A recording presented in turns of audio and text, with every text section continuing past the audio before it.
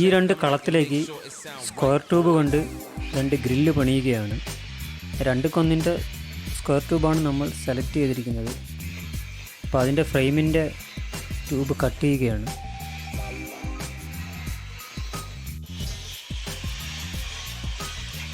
അപ്പോൾ നമ്മൾ frame set ചെയ്തിട്ടുണ്ട്. നീളം വീതി എടുത്ത് മുറിച്ച് കട്ട് ചെയ്യാൻ വേണ്ടി കണ്ട നേരെ ഒരളവിന് വേണ്ടിയാണ് നമ്മളിങ്ങനെ നിരത്തിയിട്ടിരിക്കുന്നത്. കറക്റ്റ് അളവ് നിരത്തി കഴിഞ്ഞാൽ പിന്നെ സെറ്റ് ചെയ്യാൻ ഭയങ്കര എളുപ്പമായിരിക്കും.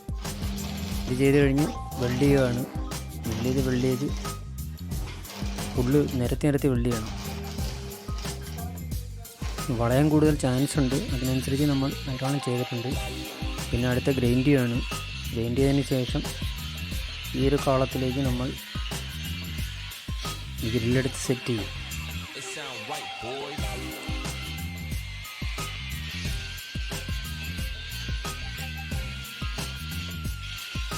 ഇപ്പം ഗ്രൈൻഡിങ് നല്ല രീതിയിൽ നടന്നുകൊണ്ടിരിക്കുകയാണ്. ഈ രണ്ട് കാളത്തിൽ ആദ്യം ഫസ്റ്റ് കാളമാണ് നമ്മളിപ്പോൾ ചെയ്തുകൊണ്ടിരിക്കുന്നത്. ഈ കാളം ഇച്ചിരി വലിയ കാളമാണ്.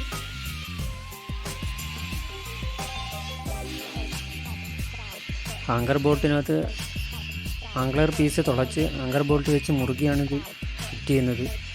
ഇത് ആദ്യമേ ചെയ്യേണ്ട പണിയായിരുന്നു, പക്ഷേ എല്ലാം സെറ്റ് ചെയ്തതിന് ശേഷമാണ് നമ്മുടെ അടുത്ത് പറഞ്ഞത് ഗ്രില്ല് ചെയ്യാൻ. കണ്ട് ഇതുപോലെ ആംഗ്ലർ പീസ് വെച്ച് അടിച്ചതിന് ശേഷം ഗ്രില്ല് നേരെ ഇതിനകത്തോട്ട് കയറ്റി സൈഡിൽ അങ്ങ് വെൽഡ് ചെയ്യുകയും മാത്രമേ ഉള്ളൂ.